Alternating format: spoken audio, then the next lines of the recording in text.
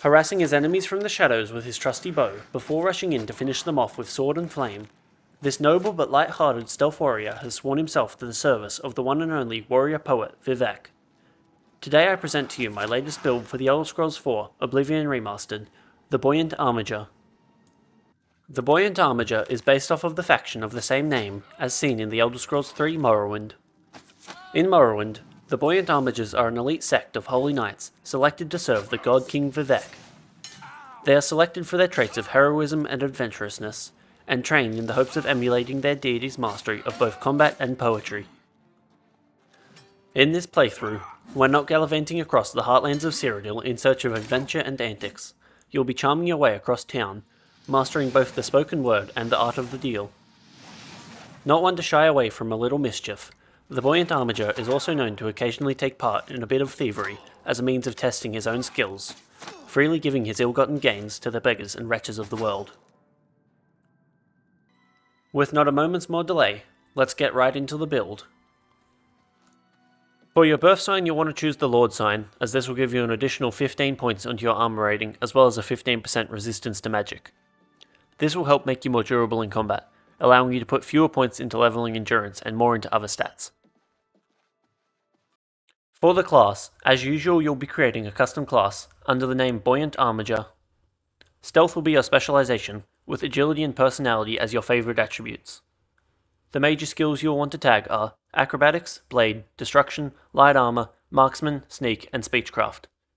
For your origin, you'll want to choose the Vardenfell origin, which will provide a small boost to your endurance. At level 1, your stats will look as follows: 40 Strength, 40 Intelligence, 30 Willpower, 45 Agility, 50 Speed, 40 Endurance, 35 Personality, and 50 Luck. As always, I've put leveling milestones on screen for every 5 levels to show you what your stats should look like. However, these can of course be tweaked to your pleasure. When it comes to equipment, for armor you'll want to use a full set of glass armor, which you can enchant using sigil stones. Up until glass pieces start spawning, you'll of course simply use the highest level of light armor available to you. For weapons, you'll be using both a bow and a short sword, as both of these are affected by agility rather than strength.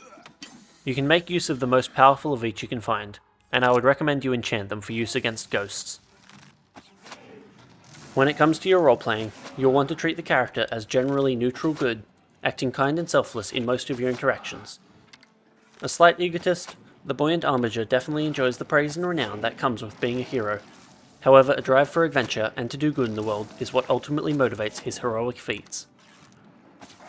While he is a knight and therefore generally prefers to follow the laws of the land, he is also a bit of an optimist, and will choose to act whenever he sees what he perceives as an injustice within the system of law. For instance, he isn't afraid to swipe a gem or two from a wealthy landowner in order to give the profits he makes from it to a starving child or sick beggar. He toes a fine line between this, however, as he always makes sure to only take what won't be missed, only stealing from those with more than enough. He also goes out of his way to protect the weak and innocent, valiantly protecting all good peoples from harm and casting down the many evils of the world, all the while writing his poems and memorizing ballads of his victories. The factions you'll want to join will be the Fighters Guild, the Thieves Guild, and the Arena. The Fighters Guild will provide the opportunity for both fame and adventure, allowing you to make a name for yourself as a daring champion, as well as to have some legal income on the side. The Arena similarly offers both fame and glory, a convenient way to boost his renown across the lands. The Thieves Guild might seem like an odd choice for a generally honest knight, but even Vivec himself has been known to dabble in the darker sides of life, and the Armiger tends to do what he believes is right regardless of the legality. The Buoyant Armiger doesn't steal for himself, but rather sees it as a test of his own skills, with whatever goods he manages to procure usually being pawned off and the earnings given to the struggling beggars of Cyrodiil. The factions that you'll want to avoid will be the Dark Brotherhood, the Mages Guild, and the Knights of the Nine. You'll avoid the Dark Brotherhood, as while the Buoyant Armiger has a reputation for mischief and isn't afraid of the occasional crime, he is still a good-leaning character at heart and views organizations like the Brotherhood as evil and completely irredeemable. You also won't be joining the Mages Guild, as while the Armiger is skilled in the art of destruction, he much prefers to learn on the job and would rather be out in the world seeking adventure than sat in a library poring over dusty tomes. Lastly, you won't be joining the Knights of the Nine, as the Armiger is not a follower of the Nine Divines, believing in the inherent superiority of the still living god Vivec. To him, it's better to let the Divines and their followers sort out their own problems than to involve himself. Another thing to note is that you'll want to do all of the quests offered by the Daedric Princes, but more out of respect than any sort of religious devotion. In Tribunal Doctrine, the Daedric Princes hold a unique status as powerful spirits that do play important roles in the lives of mortals, such as testing them for weakness, however are still considered lesser to the true gods of the Tribunal. This means that while the princes should be acknowledged and appeased, worshipping them is foolish at best and blasphemous at worst.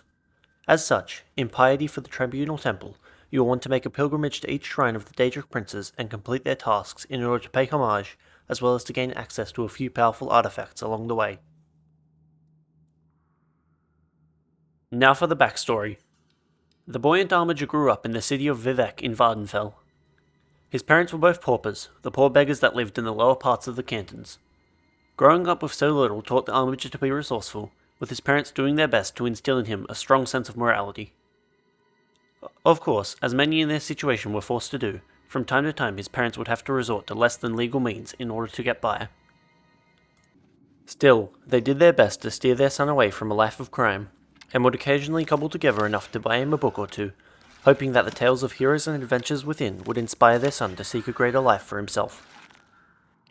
Despite their best efforts, as he grew older, the Armiger would fall further and further into the shady underworld. His life would change for the better, however, when one day his father would fall gravely ill. A lifetime of poverty had taken its toll on his father, and he now laid bedbound, barely able to speak. Though the Armiger had managed to save a measly sum of coins, he didn't have enough to afford his father's treatment. In desperate need of some quick money, the Armiger came up with a daring idea. Hearing through the grapevine of a travelling knight in town, he would wait until midnight before sneaking his way into the inn that he was staying at, stealthily breaking his way into his room in search of anything valuable. After a quick search, the Armiger would locate a small pouch of gems, which would surely be enough to cover his father's costs. As he turned to leave, however, he would find the knight's blade mere inches from his face. The Armiger was surprised. He hadn't even heard the knight stir, let alone unsheath his weapon and sneak up on him.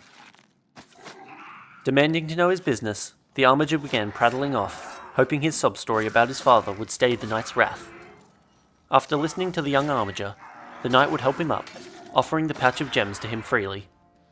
Shocked by this, the Armiger could only mutter a quick thanks before hurrying off. The next morning, he would pay for his father's treatment, before sneaking off to track down the knight.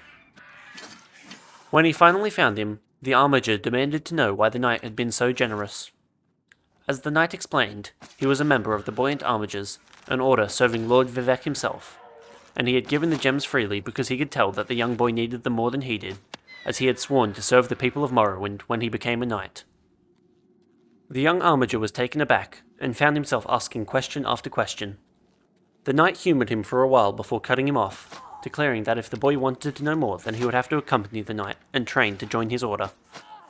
He had been impressed by the boy's stealthiness, and saw great potential in him.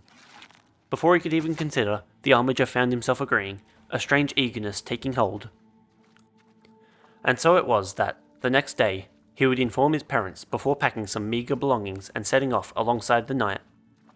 He would train under him for years, learning the finer points of combat as well as being regaled by poems of adventures, much like the books he used to read as a child. Eventually he would be formally inducted into the Order, taking oaths of service to Vivec, and being granted his very own set of equipment. For the next years of his early adulthood, the Armiger would travel the wastes, felling evil and protecting the innocent. He would be on the mainland during the Nerevarine prophecy and the fall of Dagoth Earth, returning to Vardenfell shortly after to help where he could. In the years that followed, there was no shortage of work, as the death of 2 of the 3 tribunal had utterly shaken Dunmer society to its core. Such an uncertain and turbulent environment took a toll on the Buoyant Armigers as a whole, as many members would defect following a loss of faith in Vivec. Others, the Armiger included, however, chose to remain faithful to their lord, still holding faith in their living god. Despite their dedication, the future looked grim, and the faction continued to dwindle. For 6 years, the Armigers would do their part in helping to stabilize society, but more and more they fell out of favor as faith in the tribunal waned. One day, for reasons unknown to him, the Buoyant Armiger would be summoned to converse with Vivec in his private chambers. The God King would speak to him, warning that someday soon he would have to step away from leading the Dunmer people, and that they would have to learn to protect themselves. To do so, they would need agents and operatives, men and women who could integrate into distant lands and protect Dunmeri interests from within. And so, the Buoyant Armiger had been selected to travel to the very heart of the Empire, where he could help to secure his people's future from afar. Swearing unending fealty to his lord for the last time, the Buoyant Armiger would depart for Cyrodiil, resolute in his mission. His first stop would be the Imperial City, where he would rest in a local inn. He would be awoken in the night by the city guard busting down his door, dragging him off to the Imperial dungeon. Apparently, a local had accused him of stealing, and whether it was true or not, the Buoyant Armiger found himself locked in a cell in the Imperial prison. It seemed that this was fate, however, as this is where he would be found at the start of the game. Finding himself embroiled in the Oblivion crisis, the Armiger would help the Blades and Martin in their struggle, knowing that his homeland would be under attack as well, and that here in Cyrodiil lied the best chance at saving it. And with that comes the end of this build for the Elder Scrolls Oblivion Remastered. Thank you for watching, and I hope that you enjoyed the build, or that it's given you some inspiration for your own characters.